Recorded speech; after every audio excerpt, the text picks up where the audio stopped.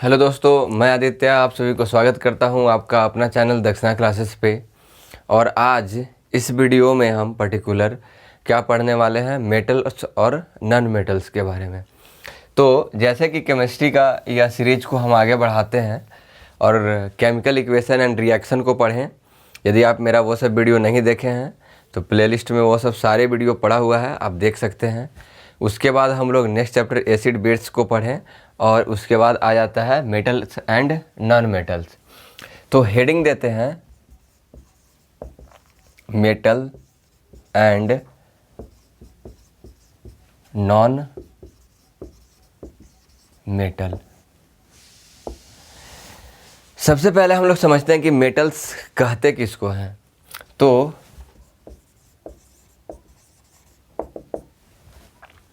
वह solid material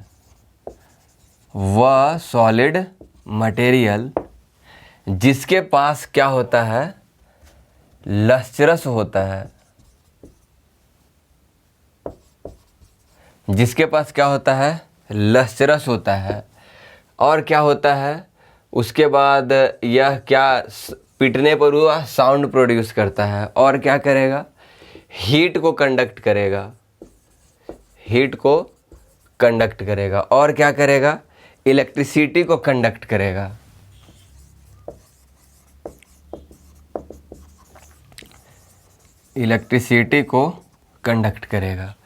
तो metals वही कहलाएगा जिसके पास अपना शाइनी अपीयरेंस रहेगा।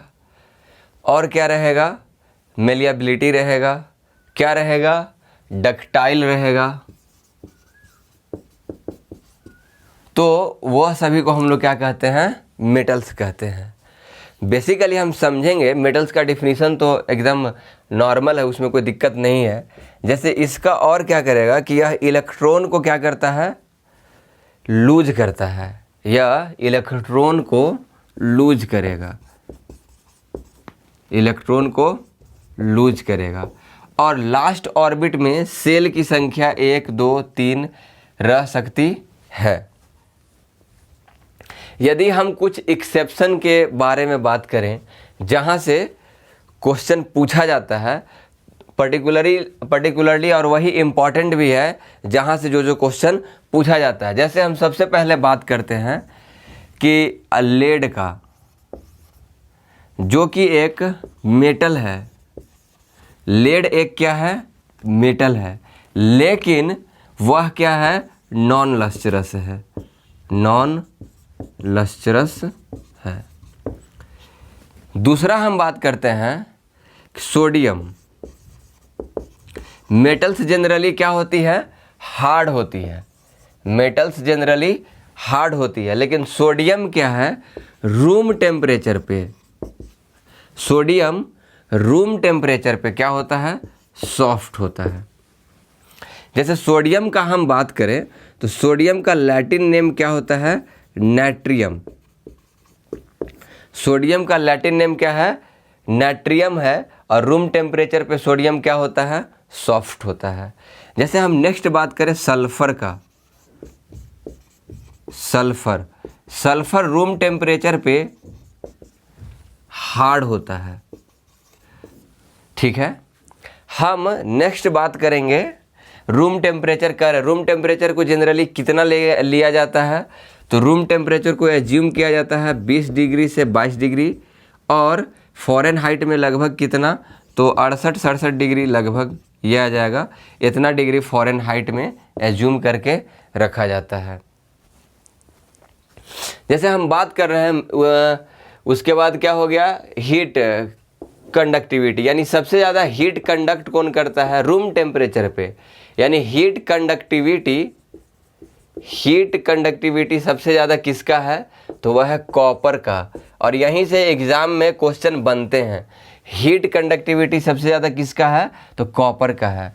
और इलेक्ट्रिसिटी यानी इलेक्ट्रिकल कंडक्टिविटी सबसे ज़्यादा किसका है, इलेक्ट्रिकल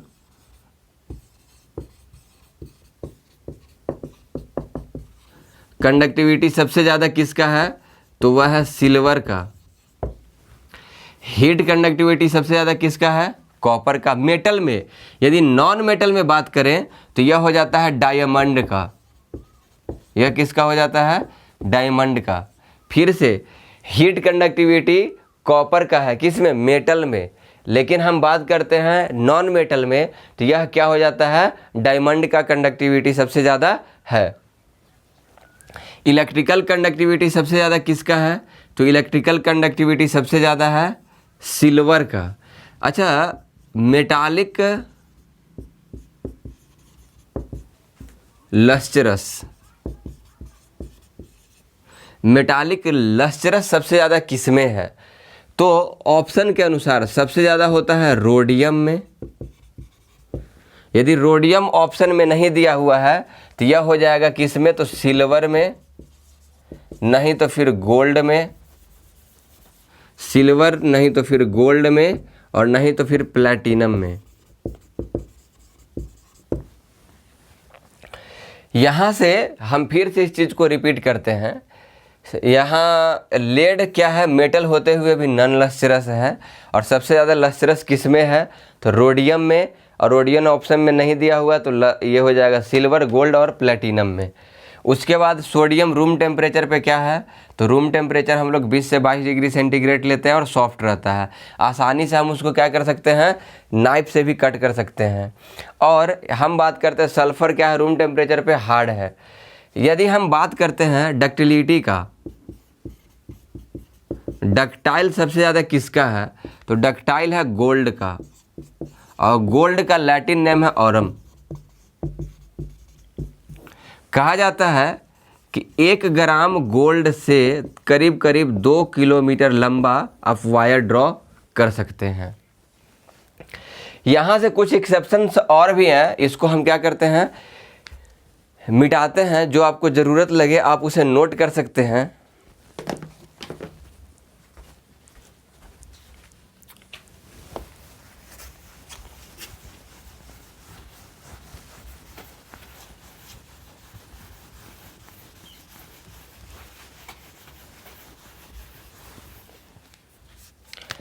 जैसे हम बात करें तो जिंक, आर्सेनिक, एंटीमनी, यह सब क्या है? नीदर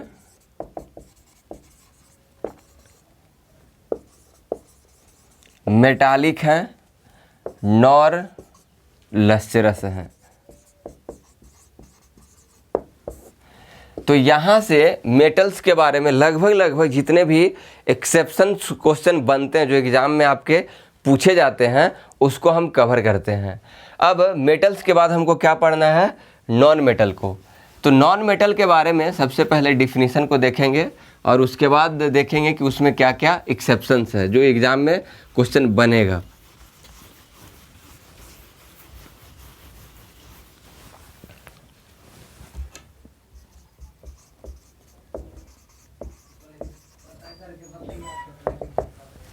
नॉन मेटल क्या करता है? जो गेन करेगा इलेक्ट्रॉन को, गेन करेगा इलेक्ट्रॉन को, और लास्ट ऑर्बिट में क्या होता है? इलेक्ट्रॉन का संख्या 4, 5, 6, 7 हो सकता है। इसके बाद क्या है कि इसमें मेटालिक एट्रीब्यूट्स जितने भी हैं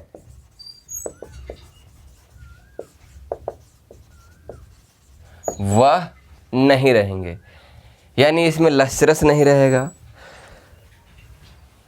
और क्या करेगा? यह हीट को कंडक्ट नहीं करेगा, इलेक्ट्रिसिटी को कंडक्ट नहीं करेगा, इसमें मेलिएबल नहीं होगा, इसमें डक्टाइल नहीं होगा। यह सब सारा जो प्रॉपर्टी है वह इसमें नहीं होगा। यहाँ पे लिख देते हैं मेलिएबल नहीं होगा। यह क्या होगा?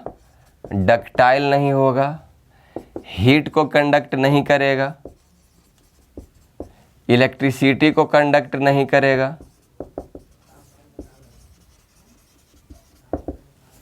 तो यह सब इसमें नहीं होता है। जैसे हम यहाँ पर दो चीज़ को डिस्कस करना चाहते हैं, मेलिएबल और डक्टाइल को। जैसे देखिए, मेलिएबल का हम यदि डेफिनीशन को देखें तो मेलिएबल क्या होता है कि बीटेन इनटू थिन शीट, मतलब हम उसको पीट पीट कर एक पतला चादर के रूप में क्या कर सकते हैं, फॉर्म कर सकते हैं। यहाँ पे इम्पॉर्टेंट बात यह है कि सपोज कीजिए कि यह आपके पास एक शेप दिए हुए हैं, अब आप इसको पीट पीट कर क्या कर दिए,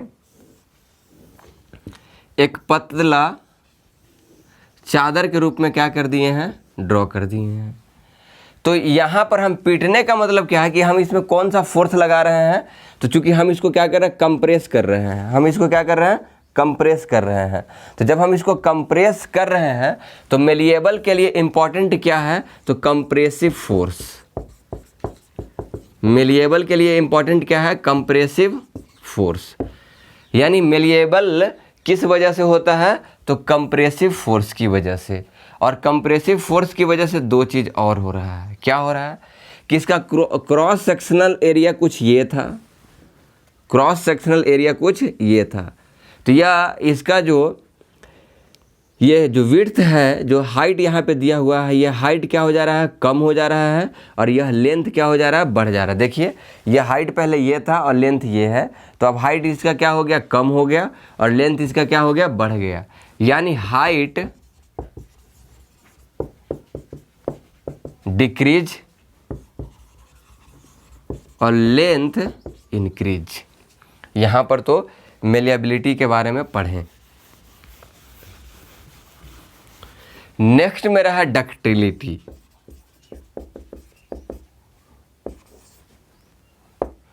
तो डक्टिलिटी क्या होता है, can be drawn into thin wire, मतलब हम उसको पतला वायर के रूप में ड्रॉ कर सकते हैं। जैसे सपोज कीजिए पहले ये था, अब हम इसको क्या करते हैं, खींचते हैं। इधर से भी फोर्स लगा के खींचना शुरू किए और इधर से भी फोर्स लगा के खींचना शुरू किए। तो जब दोनों तरफ से फोर्स लगाकर खींचना शुरू करते हैं तो इसमें क्या डेवलप होता है, टेंशन। इसमें क्या डेवलप होता है, टेंशन। यानी डक्टिलिटी किस वजह से होता है, तो टेंसाइल फोर्स की वजह से, टेंसाइल फोर्स की वजह से। डक्टिलिटी में क्या होता है, टेंसाइल फोर्स। मेलिएबिलिटी में क्या होता है, कंप्रेसिव फोर्स। तो यहाँ से हम लोग पढ़ लिए डक्टिलिटी और मेलिएबिलिटी के बीच का डिफरेंस को पढ़ें। नेक्स्ट मेरा कुछ एक्सेप्शन को देखेंगे जो नॉन मेटल से पूछा जाता है और जो एग्ज़ाम में क्वेश्चन दिख जाएगा। तो सबसे पहले हम बात करते हैं आयोडीन का।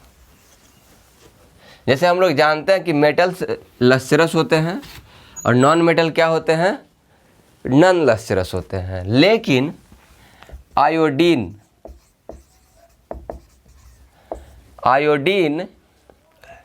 नॉन मेटल होते हुए भी लस्टरस है। और हम लोग जानते हैं कि आयोडीन के कमी से कौन सा रोग होता है, गोएटर। और यह किसको अफेक्ट करता है, तो नेक को, यानी गला, घोंघा रोग जिनको कहा जाता है। और नमक में क्या रहता है, NaCl में हम लोग देखते हैं कि क्या रहता है, आयोडीन रहता है। और आयोडीन किस ग्रुप के एलिमेंट है, तो यह है हैलोजन ग्रुप, हैलोजन ग्रुप। और हैलोजन ग्रुप में और कौन कौन से तत्व हैं, तो फ्लोरीन, क्लोरीन, ब्रोमीन, आयोडीन। और इस ग्रुप में जितने भी हैं उनका लास्ट ऑर्बिट में इलेक्ट्रॉन कितना रहता है, आउटर मोस्ट ऑर्बिट में इलेक्ट्रॉन का संख्या कितना होता है, 1 होता है। और इसी ग्रुप का एक और है जिसे मुझे पढ़ना है, ब्रोमीन का। तो ब्रोमीन क्या है, नॉन मेटल है जो लिक्विड स्टेट में मिलता है। किस स्टेट में पाया जाता है? लिक्विड स्टेट में। जैसे नेक्स्ट मेरा है gallium and सेजियम।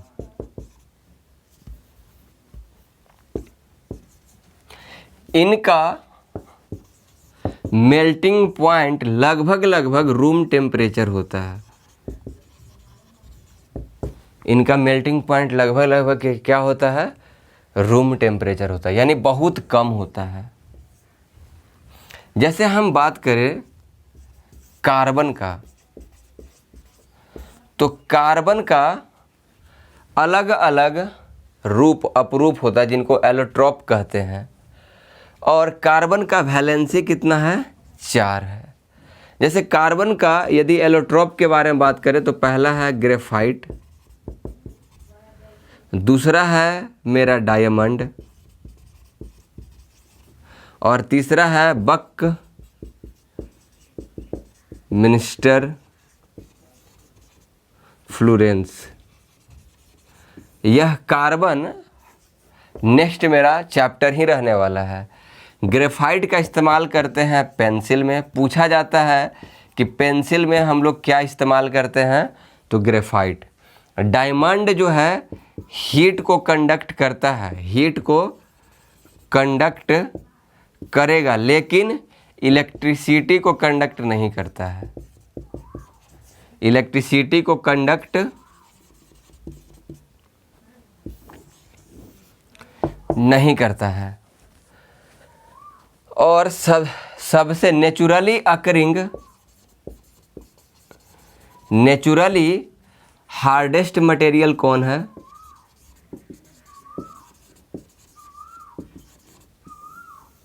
Naturally hardest material कौन है? तो वह है डायमंड।